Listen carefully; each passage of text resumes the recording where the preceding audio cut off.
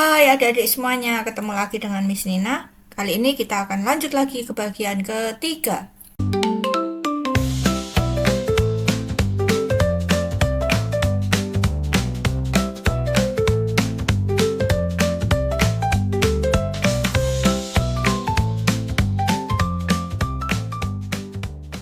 Nah, di bagian ketiga ini kita akan lanjutkan pembahasan kita dari nomor 24 sampai 40.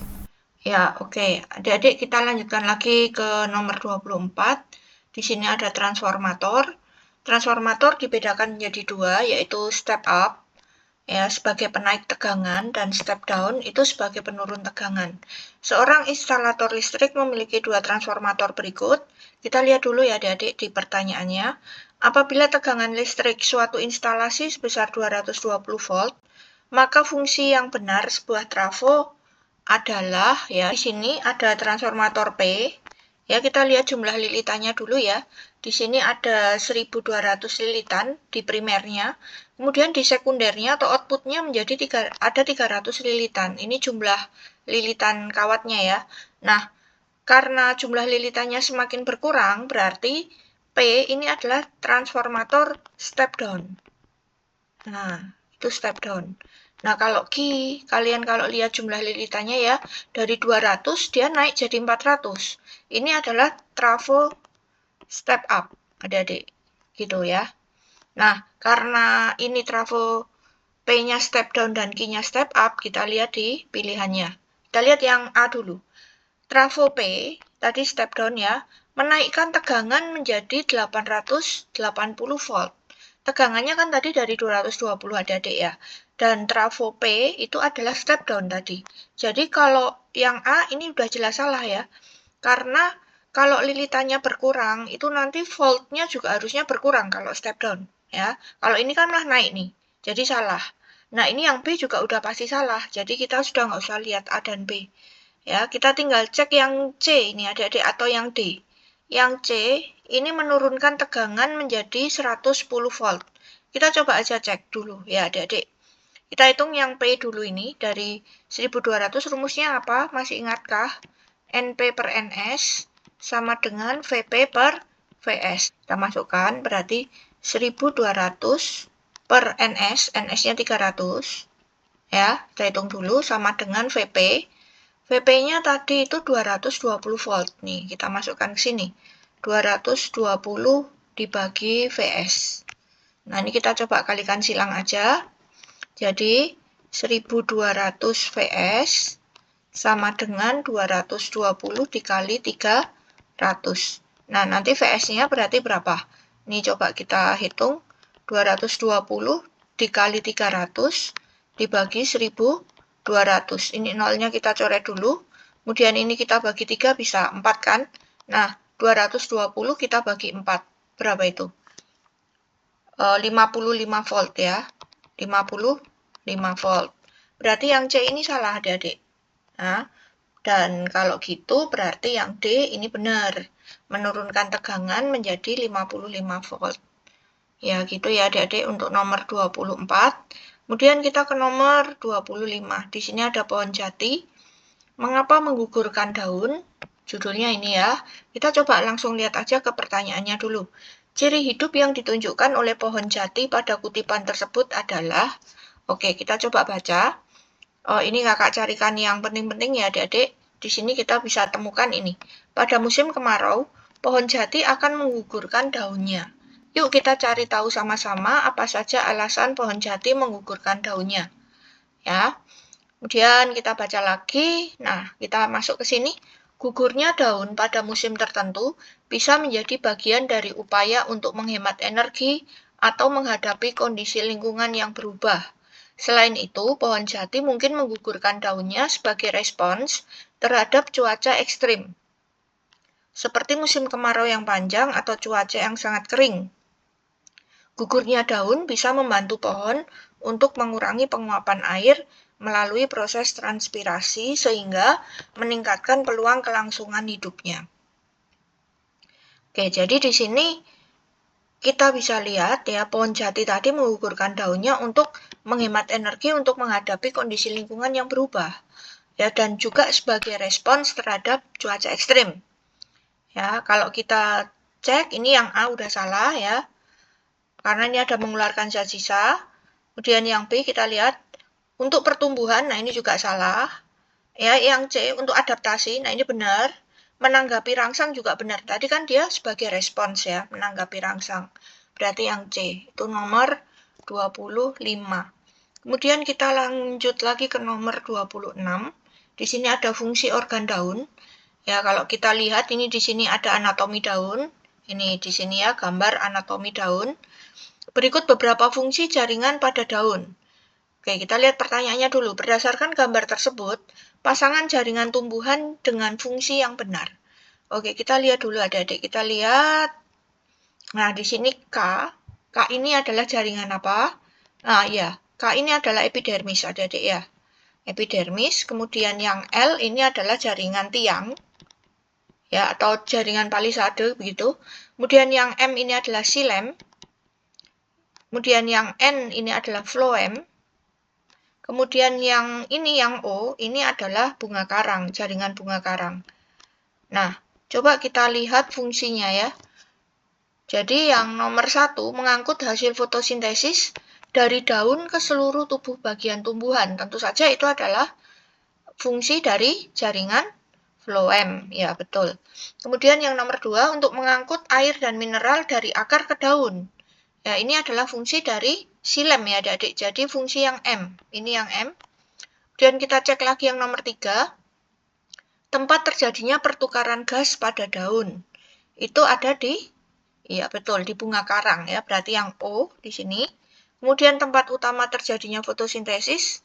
Betul, itu di jaringan tiang ya, L. Nah, untuk melindungi bagian dalam daun, itu yang K. Iya. Udah, sekarang kita coba cek yang mana ini. Berarti K itu di nomor 5. Jadi ini salah dulu ya. Jadi bisa C atau D. Kemudian L-nya itu nomor 4. Nah, ini jadi jawabannya adalah yang D. Itu adik-adik untuk nomor 36. Ya, kemudian kita ke nomor 27. Ya, ini menata taman. Ya, kita lihat di sini Aldi mempunyai sedikit lahan kosong di depan rumahnya. Ia ingin memanfaatkan lahan tersebut menjadi taman dengan berbagai tanaman hias. Gitu ya, dengan tumbuhan dikotil dan monokotil.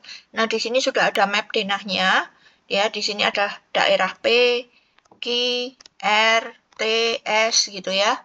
Kemudian ini jenis tanaman hiasnya, kalau kita lihat nanti, Adli merencanakan penanaman setiap bagiannya dengan mengelompokkan tumbuhan berikut. Ya, di sini ada P itu dikotil, Q itu monokotil, R monokotil, S dikotil, T itu dikotil.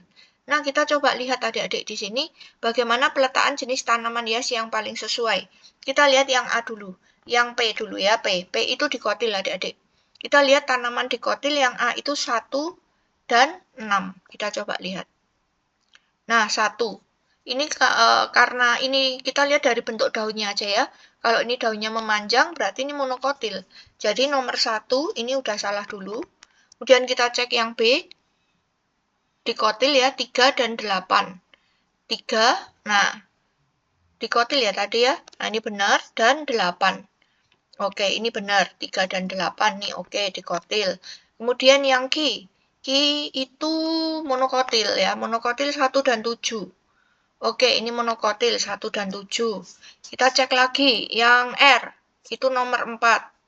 R itu monokotil. Nomor 4. Nah, ini salah ya. Kemudian berarti ini yang B, ini salah dulu. Nah, kita cek lagi yang C. Yang C ini, yang bagian B itu 5 dan 7. Dikotil itu 5, ini, dan 7. Nah, ini 7-nya yang salah nih. Bukan dikotil tuh, monokotil ya. Jadi ini salah. Ya, udah pasti ini jawabannya yang D. Gitu ya adik-adik ya. Kita lanjut lagi ke nomor 28. Nah, sudah lebih paham kan sekarang? Yuk, segera subscribe untuk selalu dapat notifikasi video terbaru. Dan jangan lupa juga like, komen, dan juga share ke teman-teman kalian ya. Menuju Indonesia Peduli Sampah. Nah, di sini ada infografis yang bisa kita baca nanti. Sebentar, kita lihat aja dulu di pilihannya. Berdasarkan infografis tersebut, Budi menyajikan beberapa pernyataan. Ya, oke, kita hitung adik-adik di sini. Indonesia menghasilkan 44,16 juta ton sampah yang masih dapat dimanfaatkan setiap tahunnya. Kita cek dulu ya. 44,16 juta ton. Nanti kalau kalian baca, kalian bisa temukan di sini. Nah, ini. Indonesia menghasilkan 64 juta ton sampah setiap tahun. Berdasarkan data KLHK, 60%-nya sampah organik dan 14%-nya sampah plastik adik-adik. Jadi menghasilkan 64 juta ton. Ya, kalau ini 44,16 ini salah dulu nomor 1. Ya, kemudian kita cek ke nomor 2. Nomor 2 itu sebanyak 64 juta ton sampah dihasilkan setiap tahun akan berakhir di TPA. Kita coba lihat. Yang berakhir di TPA ini ada ya. Berakhir di TPA itu 69%. 69%, tapi adik-adik ini dari mana? 69% itu dari 64 juta, gitu kan? Tadi karena menghasilkan sampah 64 juta ton. Jadi salah ya adik-adik ya. 64 itu jumlah totalnya, bukan yang berakhir di TPA. Jadi itu salah nomor 2. Nah, jadi kalau kita lihat di sini sudah pasti nomor 3 dan 4 ini yang betul. Jadi 3 dan 4 itu yang D. Gitu ya adik-adik. Kita lanjut lagi ke nomor 29. Oke, 29 senyawa alelopati. Kita lihat dulu pertanyaannya adik-adik. Berdasarkan kutipan tersebut, simbiosis alelopati terjadi antara, nah nanti kalian bisa baca ya di infografisnya ini, kita langsung mau ke sini aja. Tumbuhan alang-alang termasuk salah satu gulma yang dapat merugikan petani. Nah, terus kita lanjut lagi ke sini adik-adik. Namun demikian, penggunaan ekstrak rizoma alang-alang perlu dibatasi, mengingat ekstrak alang-alang juga dapat menghambat pertumbuhan tanaman semusim, seperti lada dan cengkeh. Jadi di contoh ini adalah simbiosis alelopati antara alang-alang dengan lada dan cengkeh. Ya, jadi ini yang A salah, ini yang B yang benar, alang-alang dan lada, gitu ya. Sesuai dengan bacaannya ya adik-adik, sesuai dengan kutipan bacaannya di atas. Kemudian kita ke nomor 30. Nah, ini sifat otot lengan. Kita lihat di sini Renita dan Alisa sedang berolahraga melempar dan menangkap bola. Kita langsung ke pertanyaannya apa nih? Berikut beberapa hasil analisis tentang keadaan otot lengan atas pada kedua anak tersebut. Kita cek dulu adik-adik dari yang nomor 1 ya.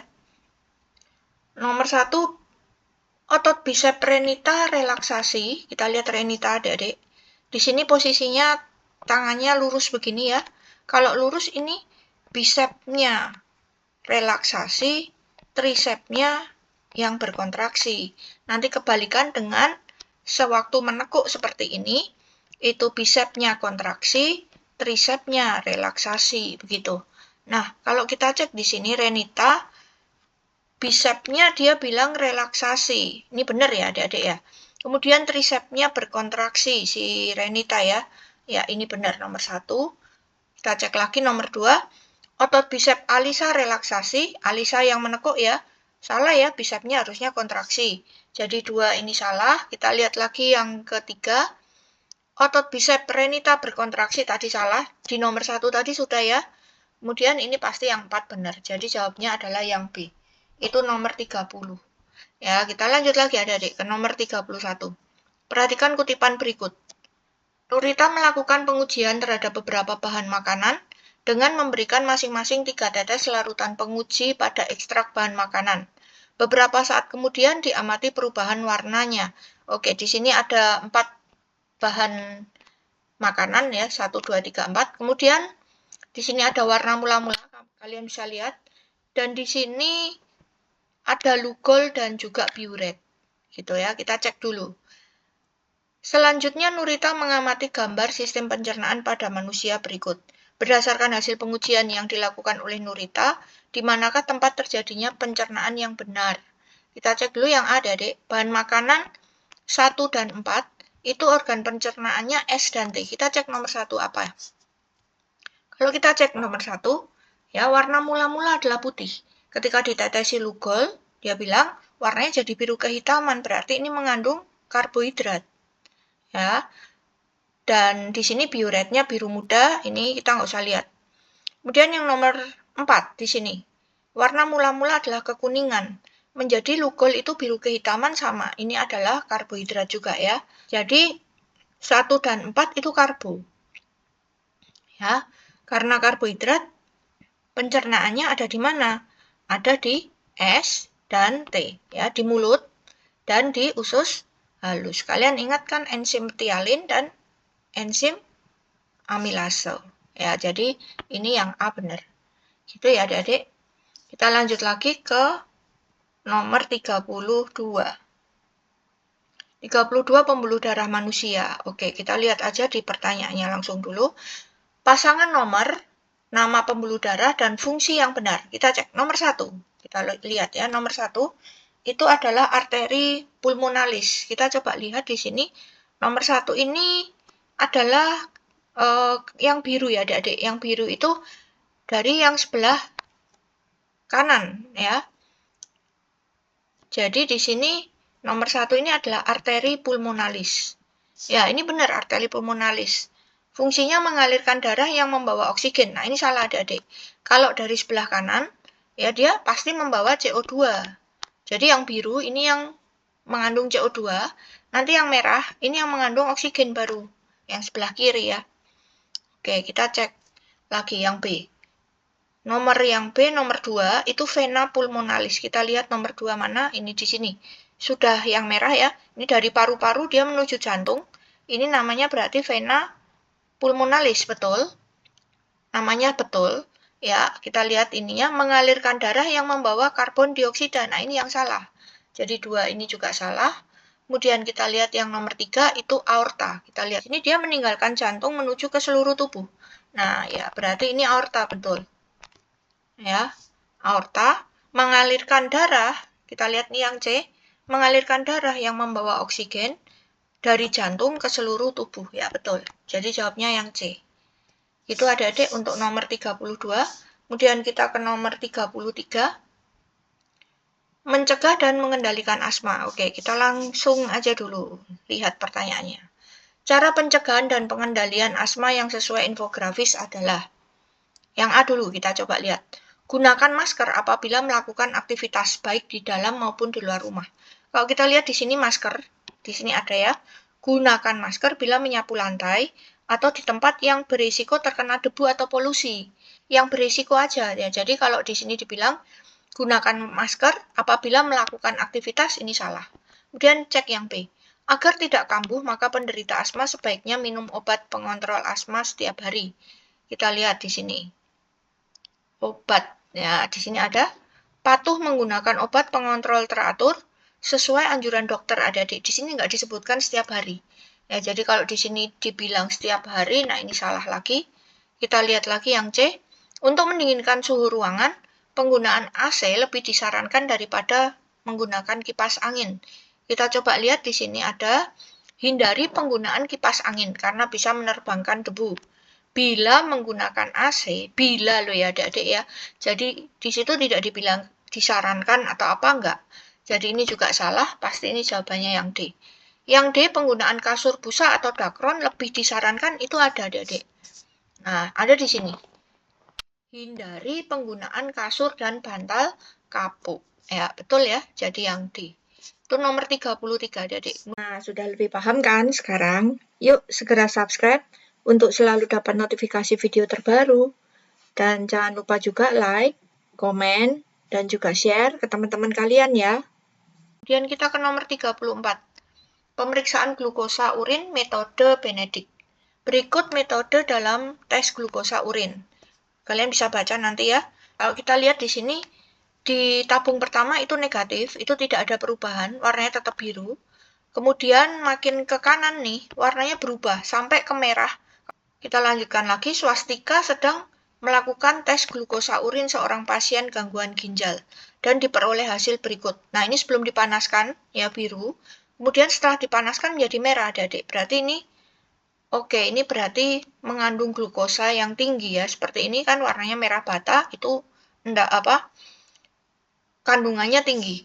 Kemudian kita lanjut lagi, selanjutnya swastika menghubungkan bagian ginjal yang mengalami kerusakan pada gambar berikut. Itu kalau di urin itu terdapat glukosa, itu bagian yang mengalami kerusakan adalah di TKP. Nah, di gambar ini adik-adik, mana yang TKP? Iya betul, di nomor 2. Jadi ini nomor 2 jawabannya. Gitu ya adik-adik. Lanjut lagi ke nomor 35.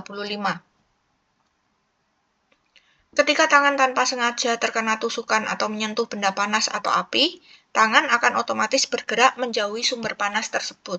Nah, di sini ada dijelaskan tentang bagaimana gerak refleks terjadi, gitu adik-adik. Berikut beberapa pernyataan tentang adanya gerak refleks. Kita cek dulu ya, nomor 1. Otot bisep berperan sebagai efektor yang menerima rangsangan. Jadi nanti kalau kalian baca adik-adik, yang pertama itu ada sel reseptor, itu untuk menerima rangsangan.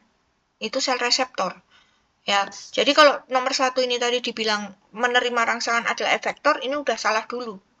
Gitu ya. Kemudian kita lanjut lagi, lihat di nomor 2, sel saraf sensorik berfungsi meneruskan rangsangan menuju organ efektor. Kita lihat. Tadi ada sel reseptor ya adik-adik. Kalau nanti kalian baca lagi, di nomor 2 ada ini, stimulus yang terdeteksi diterima oleh sel saraf sensorik. Kemudian sinyal diteruskan ke sistem saraf pusat dan sumsum tulang belakang oleh saraf sensorik. Nah, jadi kalau di sini sel saraf sensorik meneruskan rangsang menuju organ langsung itu salah ya. Karena ini di sini ada, dia meneruskan ke saraf pusat atau sumsum tulang belakang gitu. Ya, ini salah. Jadi jawabannya 3 dan 4. Itu yang D. Itu nomor 35 adik-adik. Lanjut lagi ke nomor 36. Di sini ada hormon reproduksi wanita ya. Berikut beberapa hormon reproduksi wanita beserta fungsinya ya. Langsung aja coba kita lihat ke pertanyaannya. Pasangan hormon dengan huruf yang tepat pada siklus menstruasi wanita tersebut adalah, oke, kita coba lihat adik-adik. Ini yang di T, ini waktu awal-awal ya di hari ke-0 sampai ke-5.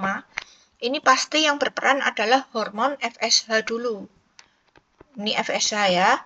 Nah, kemudian kita lihat lagi. Di V, ini di hari ke-5 sampai 10, setelah FSH, itu nanti akan diikuti oleh estrogen dulu adik-adik ya. Jadi ini yang nomor 3. Ini yang estrogen. Estrogen itu yang nomor 3. Kemudian baru di 10 sampai 14 ini yang paling puncak ini ya, di U ini. Ini adalah hormon LH adik-adik. Ya. Nah, baru di W ini adalah progesteron. Nah, sudah kita masukkan nih di sini. Jadi T itu FSH, berarti T itu adalah nomor 2 ya. T itu nomor 2 adik-adik. Kita lihat di sini, ini udah salah. T nomor 2 benar. Kemudian U-nya tadi yang mana nih? U-nya LH. LH itu ada di nomor 1. Berarti U-nya nomor 1. U-nya di nomor 1. Ya, ini berarti yang C. Gitu ya adik-adik. Kemudian kita ke nomor 37. Di sini ada inseminasi buatan. Kalian nanti bisa baca di bacaannya. Gambar berikut menjelaskan proses inseminasi buatan. Nah, kemudian kita langsung aja coba lihat. Manakah pernyataan yang sesuai dengan informasi pada kutipan tersebut? Yang A dulu. Inseminasi buatan dapat dilakukan tanpa harus mendatangkan induk sapi jantan. Nah, ini benar adik-adik ya. Kalau kalian lihat di sini, sapi jantannya nggak usah datang karena di sini sudah terjadi proses pengambilan mani. Cairan maninya kemudian ditampung di sebuah tabung begitu. Ya, baru kemudian nanti ada penyuntikan mani ke induk betinanya. Jadi, yang A ini udah benar. Ya, langsung ketemu adik-adik jawabannya. Lanjut lagi ke nomor 38. Burung kecil, benih burdok, dan perekat velcro. Nah, di sini ada fenomena yang ditemukan di Amerika Utara ya adik-adik memperlihatkan burung kecil yang mati terjebak pada duri-duri benih tanaman atau bunga burdok. Ya, pelekat velcro itu yang seperti ini. Ya, kalian pasti udah pernah kan menemukan yang seperti ini ada di tas. Atau di sepatu juga ada ya kadang-kadang ya. Nah, bagiannya nanti di sini ada hook side dan ada loop side. Yang di hook side itu yang bagian yang kasar ya. Di sini di bacaannya ada kok, sebentar. Nah, ini ada lembaran lembut atau loop side dan lembaran kasar atau hook side gitu. Kita cek nomor 1. Duri-duri benih bunga burdok menginspirasi terciptanya hook side pada perekat velcro. Ya, tadi benar ya ini ya nomor 1 ya. Nah, kemudian nomor 2, sayap burung kecil yang terjebak pada duri benih identik dengan hook side. Kalau kita lihat tadi hook side itu yang kasar ya adik-adik, yang bunganya ini yang kasar. Jadi kalau dibilang di sini sayapnya, sayap burung kecilnya ini salah. Ya, kita lihat lagi yang nomor 3. Loop side adalah pengait kecil untuk mengikat benang pada hook side yang identik dengan sayap burung kecil. Tapi di sini kalau dibilang loop side itu adalah pengait untuk mengikat benang, lah ini yang salah. Ya, dia bukan untuk mengikat. Jadi dia hanya mengait aja. Kita cek nomor 4. Ini udah pasti benar, tapi nggak apa-apa, kita baca aja. Prinsip kerja perekat velcro adalah benang kasar yang digunakan pada hook side mengait. Nah, itu betul.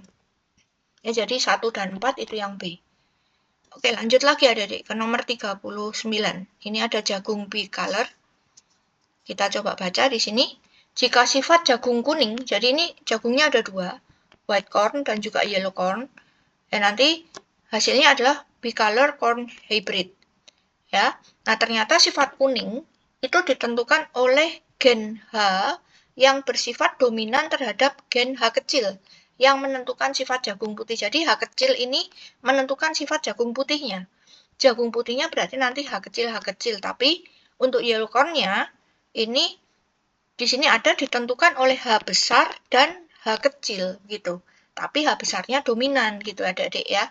Udah, kita tinggal cek aja. Kalau di sini white corn-nya besar-besar ini salah. Jadi tinggal pilih C atau D. Tapi untuk yellow corn-nya di sini harusnya H besar H kecil. Jadi ini yang C yang betul. Itu adik-adik ya untuk nomor 39. Kemudian kita ke nomor 40.